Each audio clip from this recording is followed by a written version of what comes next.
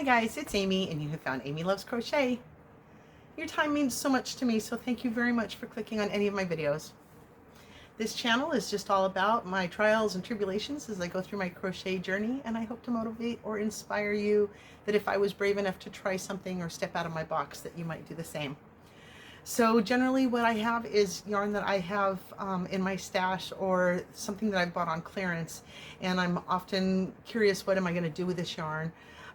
And so looking for different types of patterns that go with just yarn that you already have. That's kind of what I'm all about. It's been a little while, if I can even remember back to a time where I bought specific yarn for a specific pattern and put them together. So as I go through this, you know, what pattern and what yarn am I going to use kind of mesh, you know, as it goes, you get to see all of that and what works and what doesn't. So thank you very much for your time. I always appreciate when you click on my videos. This shawlette that I made here, this is Noro yarn. It was my first and only experience with Noro yarn, and the pattern is one from Annie Design Crochet called the Fia. She's got a couple of them that I do that are one skein wonders, and sometimes I change up the yarn weight to what the pattern actually calls for, so I can see what different things are going on with that. But in this case, I did use the DK.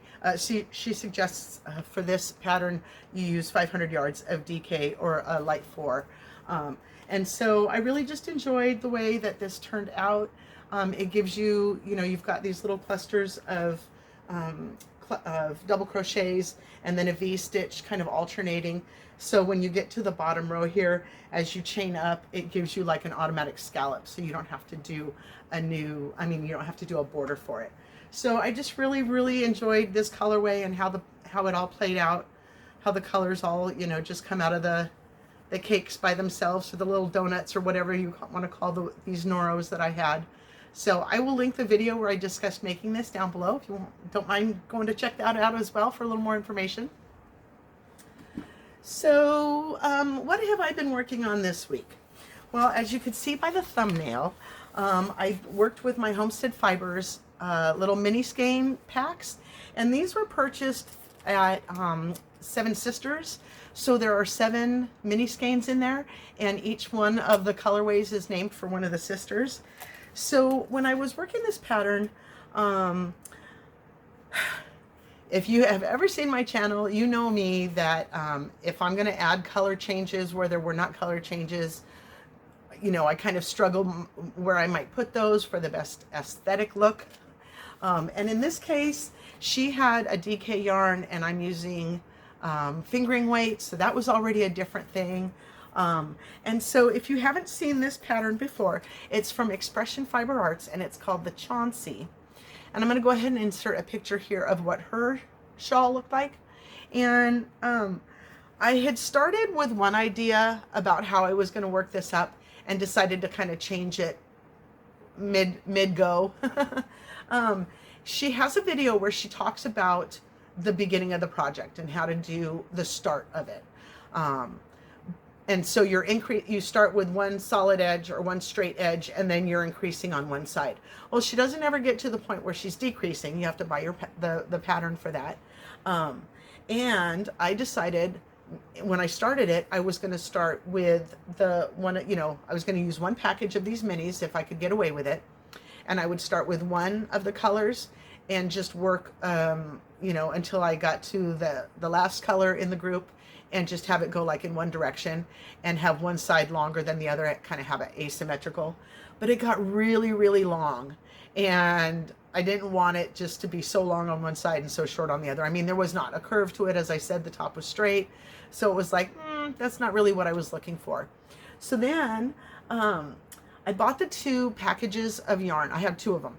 So I bought the 2 in separate trips, and they were clearly, when I get home, you know, and dye lots, you know, with a variegated yarn, you're going to possibly get different groupings and different hues and tones of the colors. And so that's what happened to me. I did end up with a little bit difference in some of the colors.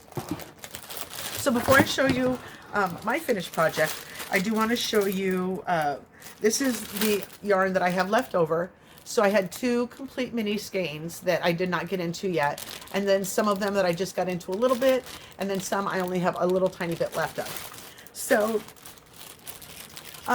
one of the things that I was coming across when I got to needing to dip into the second package of minis is that they were a little bit different in color. I don't know if it's going to show up. See how this one is much brighter pink and this one's kind of like a dull grouping. This is supposed to be the same colorway. So when I got to, so I had to tell myself how to do the decrease, and I, you know, that's just some experience that when you were doing 2 in 1 stitch to increase it, then you start to do 2 together to decrease it, right? And I did lots of counting to make sure that the number of these little puff stitches that are in there was the right amount. So it was a lot of counting and recounting and recounting and recounting. But when I get to the end of where I'm going to start, I have to make some other color choices. I kind of felt like I was up against a wall. And so I don't know if I would have done this the same way. And I always do that. When I tell you about something, I kind of tell you about my misgivings before I tell you how much in love with the item I am. But I am totally in love with this item. I did pull it from the pins a little bit early. It's a little bit damp still. So for the most part, this is what it looks like. Ta-da!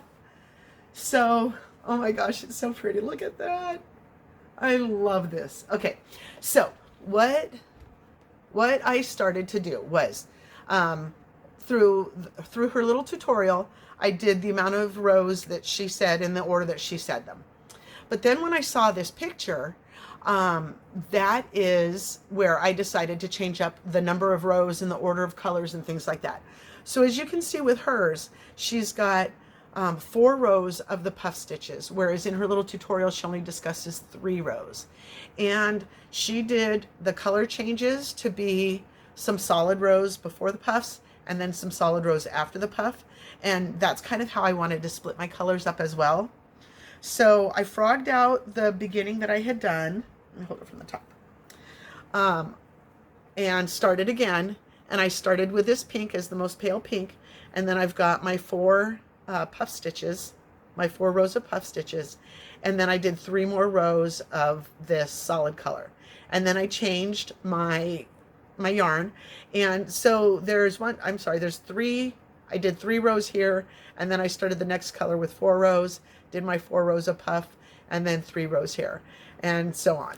So I started to grow it like this, and this is where I thought I was going to get to a point where maybe I was going to do just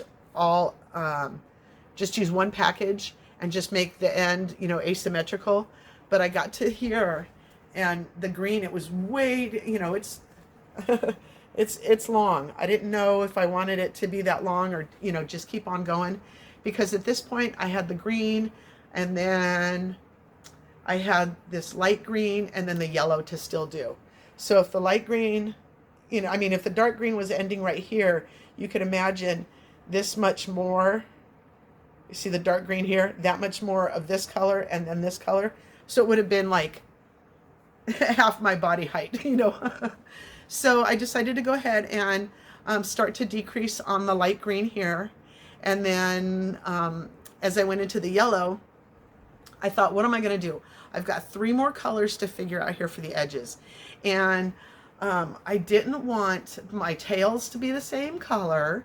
And I thought that I kind of just wanted to continue, you know, I went through all of the colors and then start back over at this color again. So that's what I ended up doing. And the pink here that I pulled out is a little bit different, as I showed you, than the pink on the end. So I thought that it looked okay as far as where your tail comes back around, because it does kind of look a little bit different in my opinion. But on the purple side, you almost can see that you're purple and purple, but maybe not. So you can, you know, make this as tight or as loose as you'd like. You know, there's tons of different ways to wear our little shawlettes, or it can go as a standard shawl size. Turn around here, you know, it's not full size, but it is good size. You know, you could lots of different size people could wear this as a standard shawl. So, but you know me, I like my French shawls, and I can't say enough how pleased I was to find the pairing of this yarn and this project together. You know me, when I'm in between projects, I'm like, what am I going to do? And I saw that, you know, Expression Fiber Arts, if you are, if you follow them on Facebook, and I'm maybe even with a weekly newsletter and an email, I'm not sure about that part, don't quote me there, but she does provide free crochet and knit patterns for a limited time before there's a price added to that pattern. So I watch it like a hawk, and I pick up any patterns that I can that I think I might want to do later. So I've got a whole bunch of hers that are saved away in my patterns file. And when I get the right yarns, like I think I've got another one that's working up here that I might do. I might have figured out the yarn color combinations and stuff that I want to do with that. But this yarn, I really wasn't sure what I wanted to do. And I'm not even sure if I got the colors in the right ombreing direction or whatever you want to call it. I had taken one out and balled them all up, and then kept the other package still in their little mini skeins so I could remember what order they went in. But once I started working with it, it just went all to the wind.